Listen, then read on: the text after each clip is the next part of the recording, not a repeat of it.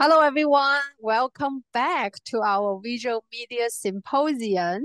We are extremely lucky to have Professor Cindy Shen as our guest speaker. Before her talk, I would like to introduce her to you. So, Cui Hua, Cindy Shen is a professor of communication at UC Davis and the co-director of the Computational Communication Research Lab. Her recent research focuses on computational social science and multimodal misinformation in AI-mediated environments. She is the past chair of the Computational Methods Division of the International Communication Association and the founding associate editor of the journal Computational Communication Research, as well as the associate editor of the Journal of Computer Mediated Communication. Her research has been funded by the National Science Foundation and Facebook. She is a recipient of numerous top paper awards from ICA, as well as a Fulbright U.S. Scholar Award. Today, Dr. Cindy Shen is going to present perception, mechanism, and intervention of visual misinformation. I want to remind all of the audiences, the presentation will be recorded. After the presentation, we will have a Q&A session. If you have any questions in mind during the presentation, you can write down your questions in the Q&A function in the webinar, and we will ask the questions for you after the presentation. You can also raise your hand after the presentation to ask questions, and we will unmute you to answer the questions. Now, let's welcome Cindy to present her work, and the stage is yours now, Cindy. Thank you so much, Biming. And I'm so glad to have this opportunity to be part of the inaugural visual media symposium at University of Iowa. So stylistically, my talk is going to be a little different from Bryce's talk. So instead of focusing one or two studies in depth, I am going to attempt to showcase a compilation of studies and hopefully in a coherent narrative about the perception mechanism and intervention of visual misinformation. So let's dive right in. Let me introduce the backdrop of this research I will present here. In 2018, the journal Science published a review piece which seemed to suggest the study of fake news or misinformation has entered into prominence. In this piece, they gave a formal definition of the so-called fake news. So the term fake news was populated by then presidential candidate Donald Trump. It can be understood as fabricated information that mimics news media content in form, but not in organizational process or intent. Fake news outlets, in turn, lack news media's editorial norms and processes for ensuring the accuracy and credibility of the information. But at the same time, this term carries political bias.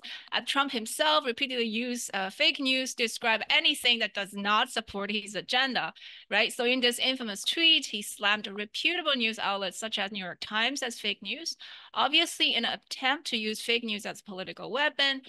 In another example, this is in 2020, right before the general election, he again claimed that the poll was fake because it showed he's losing in Pennsylvania. So here, fake does not really mean fake anymore. It becomes a label for anything that's against him. So for this reason, the term fake news is really too weaponized and too politicized to retain its meaning. So instead, we use the term misinformation to refer to false or misleading information, and disinformation to refer to false information that is purposely spread to deceive people. But in reality, and in my own research, I found it extremely difficult to assert the intention of the publisher. So in this talk, and in my work more generally, I just use the term misinformation to refer to both. So today's agenda, I first want to raise the problem. What is visual misinformation and why should we study it? Also, how do people evaluate visual misinformation? And then I hope to prescribe a couple of solutions. what can we do as a society to fight visual misinformation? So first question, what is visual or multimodal misinformation and why should we study it? The motivation of this line of research is simple. That's because most existing work on misinformation focuses on textual misinformation. This was true when I started this line of research back in 2014, and it is still somewhat true in 2024, 10 years later. But people increasingly consume information not in a textual format, but in a multimodal format. So here's a case in point. This is a screenshot of the top stories on Snopes.com, which is one of the largest fact-checking websites in the United States. As you can see, every single story has a thumbnail image with it. In fact, you can go to any news website, and I challenge you to find news items that do not have some element of visual or multimodal elements. It is extremely hard to come by. This is how people consume news these days. It is not textual, but multimodal. At the same time, in 2023, my colleagues and I published a perspective piece in Political Communication, the journal, in which we did a systematic literature search using misinformation as the term and visual misinformation as another keyword. The misinformation literature, as you can see from this graph, has dramatically increased in the past decade or so. And so did literature on visual misinformation. But comparatively, the volume of publications on visual misinformation still lags behind. In other words, we just do not know enough about what visual misinformation is, and even less about what to do about it. And decades of research comparing textual and visual information has shown that users process and perceive visuals fundamentally differently than they do with text. And visuals are more easily recalled, shared, and are often more persuasive than words. Hence the saying, a picture is worth 1,000 words. But I think in the context of misinformation, the opposite also holds true. That is, a fake image is worth 1,000 lies. Now, images historically have been perceived as photographic proof of the depicted events. Okay, so we have expressions such as seeing is believing. Photographs are convincing proof of events that happened or may be happening. An example of that is the moon landing. Right? The only way we knew it happened is because of the photographic evidence like this image. Okay, and some of you may have seen very grainy videos from NASA in 1969, again, depicting the event happening in real time. But none of us, I believe, in this room, Zoom room had any kind of eyewitness experience of the moon landing itself. We knew it happened only because we've seen images or footage of it. However, while image manipulation technology could be used effectively, it is getting much easier to deceive and manipulate viewers using forgeries. And these forgeries can change beliefs, cause distrust, or manipulate emotions. A strong example of this is this one shown here from 20 years ago, 2004 US presidential election, where an image of the presidential nominee, John Kerry, was circulating on the media, sharing the stage with activist Jane Fonda at a Vietnam-era anti-war rally back in the 70s. Now, regardless of your political opinion, this picture showed contrary to the image Kerry wanted to present, and it was very damaging to his political campaign. However, this image was a composition and visual forgery by a Bush supporter. Now, this forgery was exposed because the originals were found in archival sources. But by the time the forgery was uncovered, this image has been around a lot and even appeared on New York Times. We all know that when New York Times runs a retraction, the story may not be viewed as widely as the original was. So the damage had already been done. The point being, human beings are just simply terrible. They don't have the ability nor the technical tools to tell the fake from the real images. Even very big media outlets such as New York Times will fall for it. So with the wide availability of advanced photo editing tools and generative AI, we can no longer ensure that photographic records accurately reflect reality. Fake images can be extremely harmful, and we have no tools to help us. Here's another example of composition. This image of a bikini wearing Sarah Palin was circulating on the internet within days of the announcement that she was tapped as the vice presidential candidate on the McCain presidential ticket. However, it was purely a digital manipulation created by pasting an image of Sarah Palin's head onto this original photo of a bikini wearing woman holding a BB gun. And sometimes even journalists at very big media outlets, they commit photo manipulation knowingly. And this is a cover shot for The Economist, a very, very reputable media outlet. Back in 2010, it was covering the BP oil spill. And this photograph was extremely edited. It shows President Obama on the Louisiana beach seem to ponder something alone, seriously, okay? However, the original photo shows that Obama was in fact not alone at all. Just these two people that are together with Obama at the time was cropped out of this picture altogether. And sometimes a fake image does not have to involve deliberate manipulation of the image itself. It can involve mismatching the image and the context it's supposed to describe. I don't know how many of you have seen this video of Biden speaking at an event in 2022, actually right here at Iowa. The video quickly went viral with the caption, "Bird poops on Joe Biden."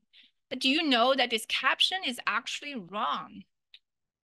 In fact, Biden was speaking in an indoor event, and he's standing directly beside a giant pile of processed cornmeal. Okay. In fact, photographs from the event show that corn was actively falling on this pile during Biden's speech. So there's no bird and definitely no bird poop. And there are many eyewitnesses too. So this is an example of unedited image and video, but coupled with the wrong caption or interpretation. And I think it falls squarely into the category of visual misinformation as well. A similar example, again, a very old one. This was during Hurricane Sandy at New York City some years ago. In this photo, we can see the Statue of Liberty looks like she's under attack from Sandy's massive storm surge.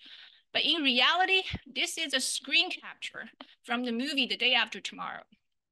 So we can say the photo or the screen capture was not manipulated, but it was used purposefully in the wrong context. So that's visual misinformation as well. And internet memes often fall into the category of misinformation too. In this example, Einstein is real, the photo is real, but the quote was not. So again, using a real image in the wrong context constitutes visual misinformation. Now, some might argue that internet memes should not be considered as misinformation at all because people do not take them seriously. They are humor, they are sarcasm, entertainment, etc. Everything but news. If that's indeed the assumption by most people, then I would agree that it should be considered, it should not be considered as misinformation. It shouldn't be verified at all. But sometimes memes do get considered as a legitimate form of information. And in those situations, they can become misinformation as well. So after showing you so many different examples, I want to make a point. That is, image veracity is contextual. We cannot judge image itself or video itself without its purported context. There are many types of visual misinformation. Some involve manipulated or fabricated visual element, but some involve perfectly authentic images or videos placed in the wrong context. So the next question is, how do we define fake or forged images or videos? Back in 2018, we did a comprehensive review of all fake or forged images in both journalistic practices as well as in online culture. And we came up with 4 categories. The first is composition. That is putting 2 photos together, pasting one person's head onto another. The second is retouching, changing specific element in the existing image. And the third is elimination, like the example of President Obama on the beach, cropping out certain parts of the image.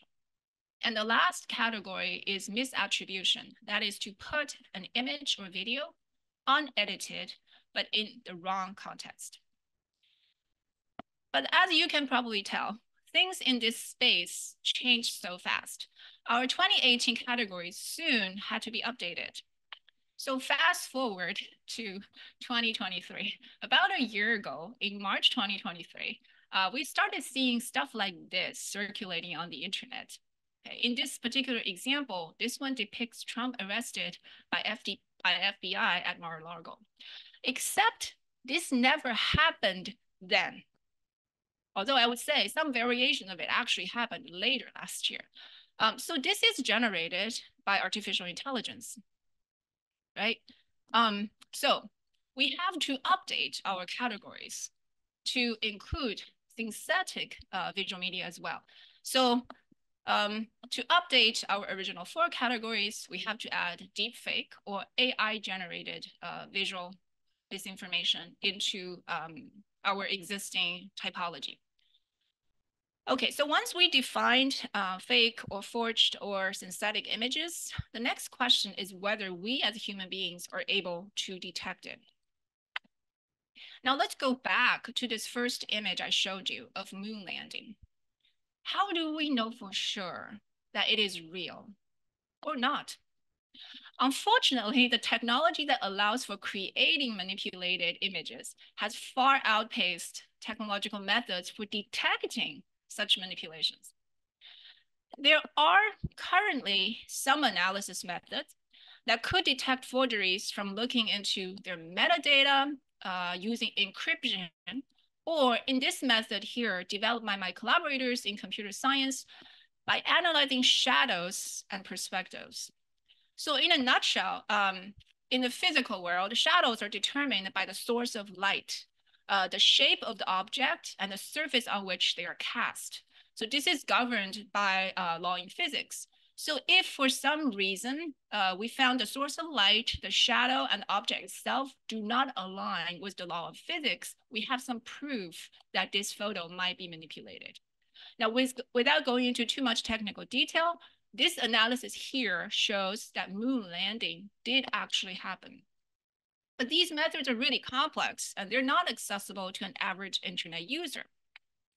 You might say, even when such technology might be complex, as long as we have enough eyeballs, maybe Photoshop pictures can still be spotted by humans, right? By now, everyone and their mother on this planet has probably seen this picture. It was posted on March 10th. When the UK celebrates Mother's Day, Kate Middleton spoke out for the first time since her abdominal surgery. And in a post shared on their official Instagram account, this picture featured Princess of Wales, Kate Middleton, on a chair surrounded by her 3 children. Okay, and the caption said, "Oh, thank you for your kind wishes and continuous support. Wishing everybody a happy Mother's Day." Except less than 12 hours later, after he posted this Mother's Day picture, news agencies, including the AP, Getty Images, and Reuters, they began removing this photo from their press libraries, citing concerns about manipulation. And there are as many as over a dozen irregularities. So for example, Kate's right hand marked as A, for some reason is out of focus and very blurry. There's no reason for that to happen, right? The only reason for a real photo to have any kind of blur would be there was motion with a slower shutter speed, in which case something else would be blurred and it wouldn't just be one hand. And if you go to the B area, that was the one that everybody picked up on right away, Princess Charlotte's sweater, there is a chunk of the sweater missing. And it's clear being stamped to restitch that area where Kate is holding onto her. And here in C, D, and E, there are other reasons. This is not the face from the actual photo. It's probably from a different photo of her because her hair in C is extremely blurry and has no drop shadow behind it. For how close it is to George's arm should be much deeper shadow directly behind her hair. Anyway, the actual report, the kind of expose of the many irregularities can be very long, but you get the idea. So we're pretty good at it, right? Actually, no. Human beings are not always that successful in identifying forged images. The example I just showed you from Princess Kate was actually an anomaly. In fact, the average internet users often assume they have the ability to identify forgeries, but they're most likely wrong. Let me show you another counterexample. In 2016, Mike Pence posted this image on Twitter. It was taken in New York City at a restaurant called Chili's with his wife, who was dressed in black, and his daughter, who was dressed in white. Now, I'm going to ask you to look at this image very closely. Do you spot anything wrong with it? Is it real or fake? So I have had multiple classes of students, and I have shown this picture on many occasions to different audiences. And usually someone in the audience would say, hey, there's something wrong with it because there was a mirror and Mike Pence's reflection was showing this mirror, but her daughter was not, right? We can't see her daughter's reflection in a mirror. And a lot of internet users would agree with you. So after Pence posted it, a lot of internet users immediately created a buzz to say that the image is fake because his daughter doesn't get reflected in this mirror. Some Twitter users started calling her a vampire. But they are wrong. As you can see in this analysis, using the shadow and source of light method I talked about earlier, the fact that her reflection is not in this mirror is actually consistent with the geometry of the scene. Through analyzing reflection, how reflection behaves under perspective projection. If we apply a lot of math to it, you can see that the tip of her nose should be behind Pence. And that's why we don't see her reflection in this mirror. So even when there's growing awareness that images no longer represent an authentic proof of reality, we're not very good at finding the manipulations, and therefore we are very vulnerable to them.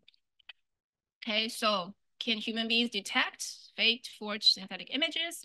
Actually, we're pretty bad at this, despite some occasional successes. But you might ask, this is 2024. Is there a purely technical solution to this problem? There should be, right? My answer is no, because manipulated or synthetic media and misinformation is a socio-technical problem. Okay, so it's not a purely technical problem. It's a socio-technical problem. Therefore, in order to solve this problem, we need a socio-technical solution. So technology alone is not going to cut it. If you do not believe me, let me show you another example. In December 2023, Google search was suddenly grappling with a new problem they never had before. That is, photorealistic AI images were now flooding Google search results.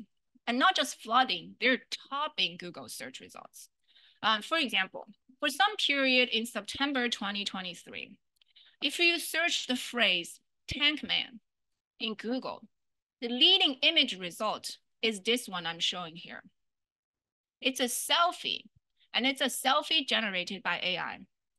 Obviously, tank man, as we know it, was referring to an incident on Tiananmen Square in 1989 in Beijing, China. Okay, at that time, selfie hasn't been invented yet. Okay, so selfie was not possible in 1989. Still, for someone without that contextual knowledge, and for people who rely on quick Google searches for their everyday knowledge acquisition purposes, they will definitely get misled. Here are additional examples that pop up on Google search results of these celebrities. For example, if you search Margaret Thatcher, a British political figure, and you'll see images like those. Actually, only one of these two is a real photograph of Thatcher. And it's extremely difficult for human beings to tell which one is which. Here's a similar example of Marilyn Monroe. Again, only one is real, and I had no idea which one that is. Here's another example of Abraham Lincoln and Maya Angelou. Okay, now as someone who studies visual misinformation, I have no freaking clue how to tell the real from the AI generated. And if Google, with all its computing and engineering resources, is grappling to discern real from fake or manipulated or synthetic media, then what hopes do billions of people like you and me have? Therefore, there is no technical solution to this. So humans are pretty bad at this. There's no technical solution available. And so far, the human and technical solution all focusing on detecting some kind of irregularity, right? So the method that I presented before is about irregularities in shadow and light, okay? But it's a pretty safe bet that such irregularities will be increasingly rare, and they will be increasingly difficult to detect due to the technological arms race between the people who develop generative AI and those who develop technology that tries to detect the fingerprint of generative AI. Anyone who has observed the development of AI in the past few years would marvel at the astonishing speed at which this technology has redone itself every few weeks. Right? So the message is not very encouraging, is it? So next, I want to advance to our next research question. That is, okay, so we've established the categories of visual misinformation. We know that human beings are pretty limited in our ability. So how do we actually evaluate visual misinformation? So I'm going to briefly talk about one out of a series of empirical studies carried out at my lab funded by the National Science Foundation. This research project asks, what are the factors that might predict people's credibility evaluation of visual materials? Due to the lack of visual credibility literature at that time, we started this project somewhere around 2014. We did the natural thing, that is to borrow heavily from general credibility research and try to extend these findings to the image context. So we did a series of image mockups, like this one. There's some kind of image, there's a little news caption, there's source, there is the platform, cues, etc. And before the experiment, we conducted focus group study at 2 California and Texas universities. And our findings is that participants, they made judgments based mostly on non-image cues, which is consistent from what I have presented so far, that is human beings are pretty bad at looking at the image for any cues. Instead, they rely on other heuristics like, oh, who's the source? What's the platform? How many likes it has? And things like that.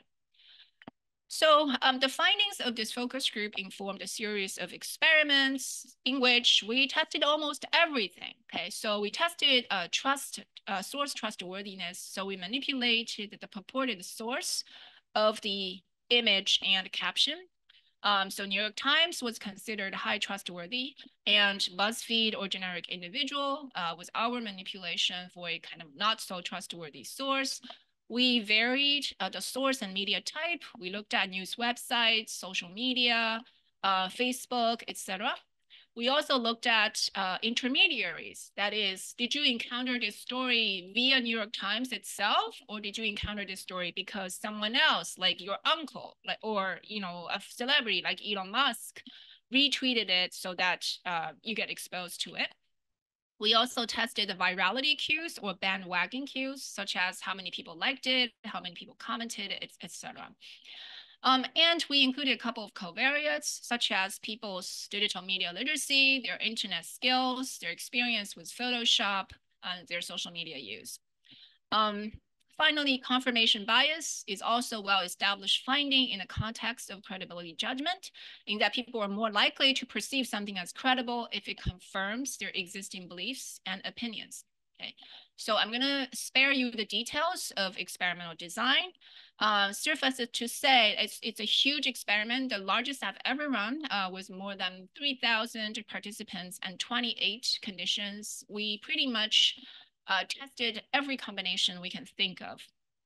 And here are a few experimental stimuli. We varied everything here, and all of the pictures are photoshopped. And we kind of deliberately did an average job so that if you look very, very closely, you can see the traces of photoshopping or manipulation, right? Okay, so our sample are Mechanical Turk workers, and also we did a student sample just for comparison. Now, findings. So just to note, this study conceived in 2014 and conducted between 2016 and 2017 was not pre-registered, but we're very confident of our conclusions because we mostly found null results. So all the experimental manipulations had absolutely zero effect at all. So source doesn't matter, media type doesn't matter, intermediary doesn't matter, bandwagon doesn't matter. Okay, so given that pre-registration was still not a thing in 2014, and we found mostly null results, we were pretty confident that our results hold. The only two things that mattered are first, people's digital media literacy. So the higher they have in terms of digital media literacy, the less credible they rated of these news items. A second thing that we found works is issue attitude. That is, if this image and news item conforms with their pre-existing attitude on something, then they were rated highly credible, and vice versa. Okay. Now, I'm happy to report that this 2019 New Media Society article was recently replicated by a German team, and they did two replications. One is a literal replication using a US sample with exactly the same design and our exact same stimuli. And then they did another conceptual replication with a German sample with a similar design but different stimuli. And they reached exactly the same conclusions 7 years later after our original experiment. So again, with AI generated content, with all this development of discourse regarding misinformation and visual misinformation in the last 7 years, very, very, very little has changed. None of the traditionally important heuristics matter in this space. Not source, not intermediary, not the number of likes. It's still digital media literacy and issue attitude. Okay, so with that conclusion, I think the natural next step question is what can we do to solve this visual misinformation problem? And whose burden is this? Is it the burden of the governments, the platforms, the media, or the users? So in the next section, I want to briefly talk about the interventions that we know about and the interventions we have tried to test in our lab's work. What interventions could potentially mitigate the harms of visual misinformation?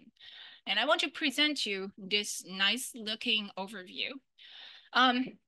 So in this nice looking overview of interventions, note that we've only included the interventions from the user side. That is, we are acknowledging that there is already visual misinformation in the information ecosystem, okay? So that is a given. Now with that already in our information ecosystem, what can we do? I group them into three big group of interventions. So one big group is called boosting. That is, we could boost the credibility of trustworthy information and try to build resilience before people are exposed to misinformation. Okay, so two notable approaches are inoculation and media literacy education. The second big group is what we call nudging. That is, sometimes the platforms, sometimes the media organizations can do like the little things. For example, providing provenance cues, creating some kind of friction so that it's not as easy for you to share information. And then the third category is refutational strategies, and most notably, fact-checking, correction, and flagging. Okay. So next, I'm going to talk very quickly through 3 studies that test the efficacy of media literacy education, fact-checking, correction, and flagging. So the first study is published in 2021. It uses a flagging approach. That is, I will give it a label, a flag to notify you, and this could be manipulated. So we had inspiration from a site called PolitiFact, where it has a famous barometer. They call it truthometer. Okay, so sometimes they say, oh, this statement from this political figure is half true or mostly true or pants on fire, false. Okay, so we took the inspiration and we designed a forensic label. We call this picturometer, telling the users whether this is unaltered versus altered. So this is what it looks like. And we varied the timing of the forensic analysis. Sometimes we gave it after people were exposed. Sometimes we gave it during their exposure. And in the control group, there was no forensic analysis at all. And we also vary the sources of that forensic analysis. Is it coming from experts? Is it coming from other people online or coming from some kind of software?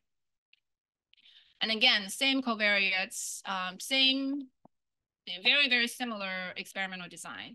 Okay, so let me go straight to the results. So we found that labels do work. So if you label something as unaltered or altered, people do take that into account. Okay. This figure shows average image credibility rating by labeling condition. The altered label condition in the center was significantly lower than the control condition, while the unaltered label condition did not differ significantly from the control condition. Okay, which you can also, make this conclusion that people do have a truth default. Anything they see, they consider it as truth, because our control condition with no label is virtually the same as this unaltered label. And then this figure shows the factors associated with participants' perceived image credibility rating. And we found that political ideology, internet skills, their pro-issue attitude, and photography experience all are associated with their credibility ratings as we would expect. So participants with higher digital media literacy were more skeptical of image credibility overall, which is consistent with the previous study I presented.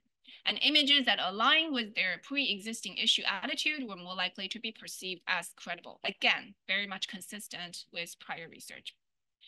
So the second study I want to show you focuses on media literacy education. And this was published in Journal of Computer Media Communication. I was actually funded by a Facebook Research Award. So here we are tackling a very specific type of visual misinformation that is misattributed visuals.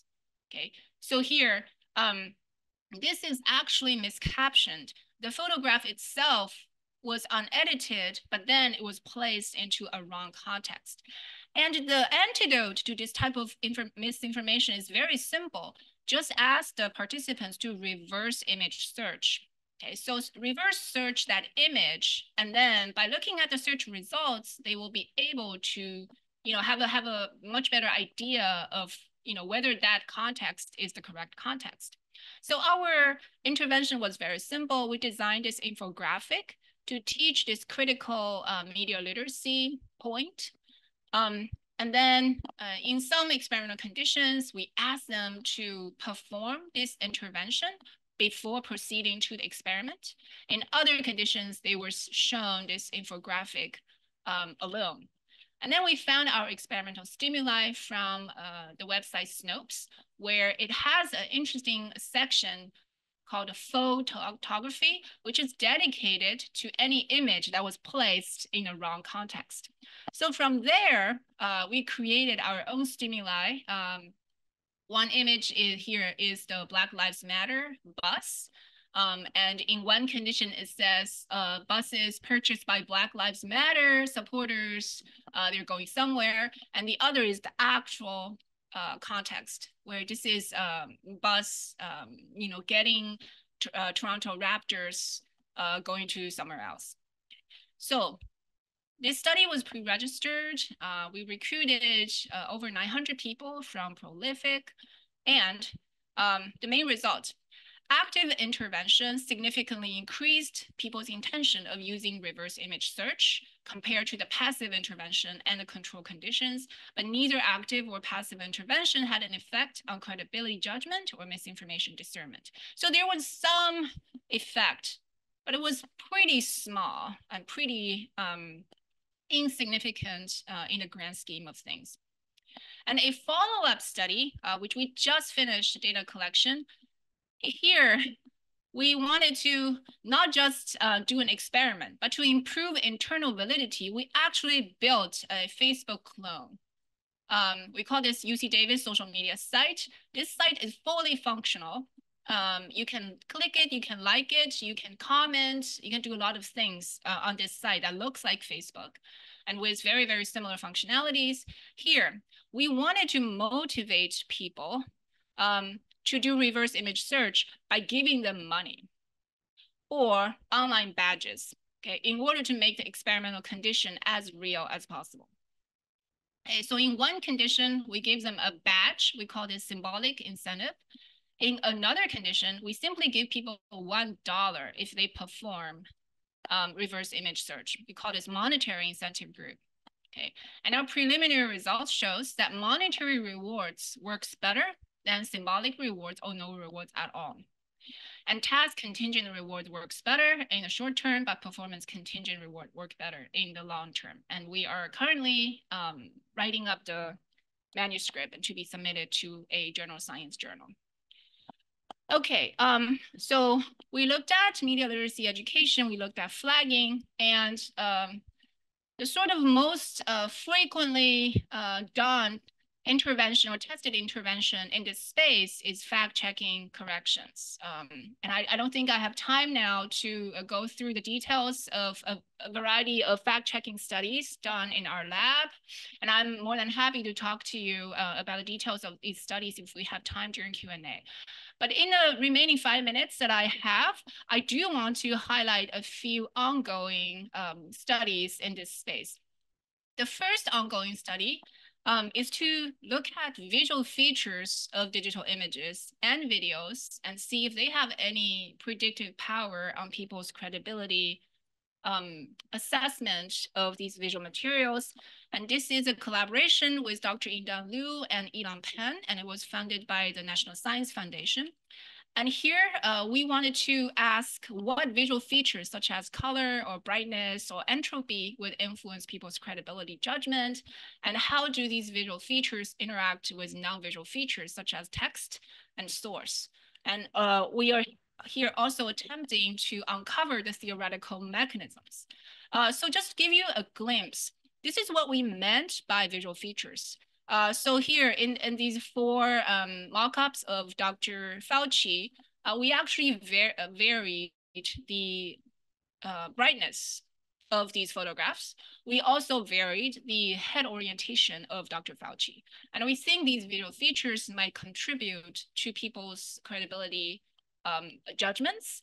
And interestingly, automated computer vision analysis could help us extract these visual features automatically. Okay, so we can do those at scale. And once we have an idea of what visual features might be useful, we can then systematically test those in experiments. A second ongoing study I want to highlight today is a first analysis of photorealistic AI-generated images. And this is with multiple graduate students and also Dr. Yingdan Liu and Ilan Pen. We already completed data collection, and we identified accounts specializing in photorealistic AI-generated images across 3 major platforms on Instagram, Twitter, and Reddit. And then we developed a very comprehensive codebook. I believe this is the first and most comprehensive codebook on photorealistic AI-generated images. And the purpose of that is to be able to systematically analyze AI-generated photorealistic images so that this systematic typology will be useful in our understanding of which elements or styles of AIGI will be most likely used in visual misinformation. And we're still doing the preliminary analysis, and this paper will be presented at ICA in June. But I want to highlight two very interesting findings. One is what we call surrealism combination. That is, all the elements in this image is real, right? So if we look at the right image, there's a shark flying mid-air, and we see a building in the background. Every single element in this image is real, but the combination is not. So that's what we call a surrealism combination. And I think AIGI has great potential to produce images like this, and such images can be especially harmful, will be misrepresented as truth in the misinformation context. And then the second category I think has huge potential is celebrities or politicians. So again, we're seeing Trump having a slam dunk, or the Pope, having a cigarette with others, right? And again, the figures are real, but they are placed in the context that they didn't actually go to or didn't experience. And we see a lot of such AIGI that fit this style that make their way to sometimes mainstream news. Okay, so these two, we have our eyes on these two categories, and I think going forward, when we're looking at the potential of AIGI to be used in misinformation, these two are the probably most likely culprit. Okay, so I have talked for 45 minutes about visual or multimodal misinformation. We know that humans are pretty bad at identification, and credibility evaluation is mostly influenced by their media literacy, prior attitude, etc. And we talked about various interventions. But I also want to mention this postlude. Okay, as I have showed you today, the conversation around misinformation is all about identifying the problem and offering the solutions. But in the process, I think we might have jumped too fast. We missed to ask one important question. That is, what is the goal here? Okay. And you might think that's a simple question. Of course, the goal is to make misinformation go away. But is it really the goal? Or in other words, different people seem to have very different priorities and understandings of the actual goal here. Therefore, I think it's extremely important to have this conversation now and have it more often before we even prescribe solutions. Now, everyone agrees that we have a problem, but not everyone agrees what our ultimate goal is. The question is, what do we want our information ecosystems to look like? I've heard many different goals, and I will take this opportunity to maybe get input from the audience here, because goals can be highly dependent on the political, national, and cultural context. So to get us started, I think we can articulate three goals that target at different chunks of the information ecosystem. Okay, so if we can chunk the information ecosystem into three parts, we have the content generation system. That is government, media organization, platforms. And there, we wanted to stop the generation of misleading content at its source, which means we need to establish authoritative sources of truth and ensure media and publication integrity and try to build trustability by design. And then the second kind of the interim system is the information propagation system, which includes the platforms, the influencers, media, organizations, etc. So our secondary goal would be to stop propagation and distribution in this propagation system. That might include to stem the spread, to neutralize the perpetrators, to deplatform, to demote content, etc. And then the third system is a social cognitive system, where we already recognize that there is misinformation everywhere in the system, right? And our goal is to stop its influence. So not to stop its creation, not to stop its propagation, but to stop its influence. And here we focus on the users. For example, we do fact checking, we add labels, we do community notes. We're trying to make users savvy. We try to build resilience and cultivate responsible information sharing behaviors. Now, my observation is that 90% of what scholars do to prescribe the solutions for misinformation is concentrated in the social cognitive system. Not because it is the most effective. Absolutely not. Actually, it is the least effective, I would argue, among all the three systems. Okay, so we prescribe solution in this system, not because it's the most effective, quite the contrary, it's the least effective, but because this is where we are able to test some solutions. And these are pretty poor solutions, I might add. Okay, so for anyone who has done any kind of fact-checking research, the effect size is small. The variance you can explain is extremely small compared to some kind of intervention at the higher levels. So this is what I have seen in the US context, at least. But in Asian or European countries, things are actually much more interesting. I just finished a Fulbright fellowship in Singapore, and they have a very different approach than we do in the US. So with that, I want to acknowledge all my amazing collaborators and students and our funders, of course, and I'd be more than happy to take any questions. Thank you so much. It will tell you, oh, this was captured at this timestamp using this device, okay? Things like that. And of course, this is subject to editing as well, but there was some kind of fingerprint there. But that's not the case for deepfake or synthetic media. Again, they were conjured out of ether. So all these fingerprints, or the original that was emblematic for photoshopped images were not present for synthetic media. So I think this is a separate category. Got it. Got it. Thank you, Cindy. So there's a question from the audience from Dr. Brian Ekdal. And he's asking, first he said it's great presentation. And so he's asking, like, for the big experiment, can you talk about how you operationalize and measure digital media literacy? There are so many overlapping elements here, social media, images, if it's information, etc. Like digital literacy is a very complex concept in that Yes. context. So he's wondering, how do you operationalize and measure digital media literacy? Yes, that's an excellent question. Thank you for that question. So in the original big experiment, we used an established scale. I think it was created in by Esther Hajitai and her collaborators, and they had different iterations of that internet skills scale. And we made some modifications to make them more kind of up to date. So essentially that scale asks how much do you know about JPEG? How much do you know about PDF? So basically it's a list of terms related to various aspects of internet.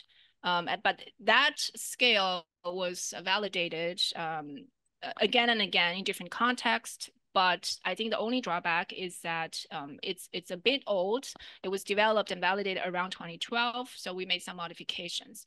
And because of this study, and because this study accentuated the kind of central focus of digital media literacy to all this, so I spent more time afterwards to think about digital media literacy as a scale. What is best? What questions could best capture what we are trying to capture? And is digital media literacy a single literacy, or is it multiple literacies? So for that purpose, I actually looked through a lot of literature. So what I found is that there are actually two types of literacies from my own literature review. So one aspect of it is related to digital/internet/new media type of literacy. That's your knowledge and skills around, the technology itself. And there's another body of literature looking at news literacy. So related to news media, how do you, tell a fact from an opinion? Do you know about the processes of newsmaking? And also, how do you retrieve or search information? So we call this information/news literacy. And then, of course, if you are looking into AI-related literacy, there was some recent work by a few of my colleagues. They established an AI literacy scale. Okay, so the general impression I had is that this area, this literacy area, they generally focus either on digital media/social media/new media/internet, or they focus on information slash news media slash news. Okay, but our attempt is that we wanted to actually create a scale that combines them all. Okay, I feel that very specific literacy scales created, the more unwieldy it becomes for researchers like us who want to, look at misinformation space and see what literacy would predict people's kind of resilience against misinformation.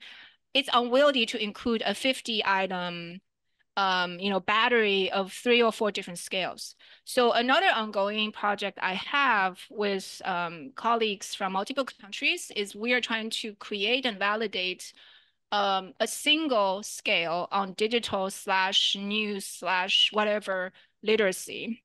And we want to validate this scale in multiple countries. So this is something sort of a spin-off project from our original finding on digital media literacy. Thank you, Cindy. So we have 2 more questions. I'm gonna ask you like at once, and then we will have a small break for the next guest speaker. So Professor Mary Bach is asking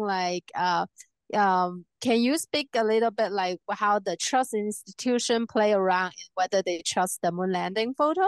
So after all, we did not only learn of moon landing from a photo, but a photo sent by NASA through media. So we trusted at that time. So what is the role of context for interpretations here? This is the first question. And then the other question from our anonymous attendee is, have you studied the differences in misinformation recognition or media literacy rates between generations? Yeah. I think I'll probably take a longer time to answer both questions. So how about that? I'm going to type my answers in the Q&A section so that they get the answer they deserve. How's that? Yeah, that's great. But thank you for Thank you, these questions. Cindy. Yeah, great question. Thank you, Cindy. Thank you so much.